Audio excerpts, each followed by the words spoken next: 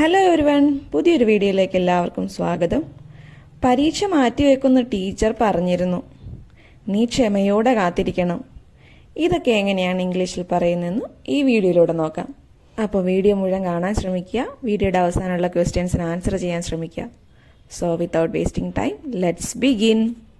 പരീക്ഷ മാറ്റിവെക്കുമെന്ന് ടീച്ചർ പറഞ്ഞിരുന്നു. The teacher said the exam would be postponed. The teacher said the exam would be postponed. മഴ പെയ്യുമെന്ന് അമ്മ പറഞ്ഞിരുന്നു. Mother said it would rain. Mother said it would rain. കാത്തിരിക്കുമെന്ന് അവർ പറഞ്ഞിരുന്നു. They said they would wait. They said they would wait. അവൻ വരുമെന്ന് പറഞ്ഞിരുന്നു.